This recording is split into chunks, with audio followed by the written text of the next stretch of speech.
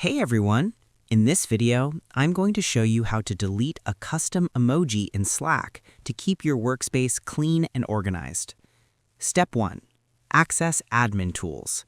To manage workspace-wide assets like emojis, you need to head into the administrative backend rather than your personal settings. Click the admin icon, gear icon, in your left-hand sidebar. This opens a quick access menu for administrators. In the 2026 interface, this sidebar icon is your one-stop shop for managing the workspace without having to dig through multiple profile menus. Step 2.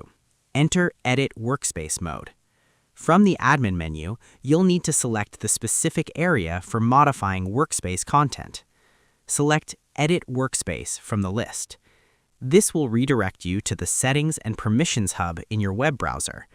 This page allows you to change everything from your workspace icon to member roles.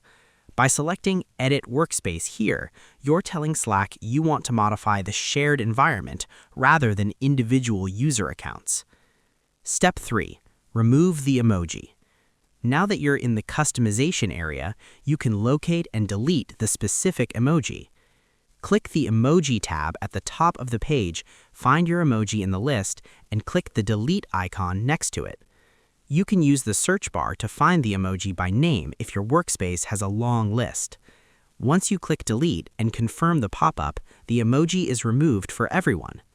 Pro tip: if a message already used that emoji, it will now simply display the text code, like :old emoji, instead of the image. And that's pretty much it.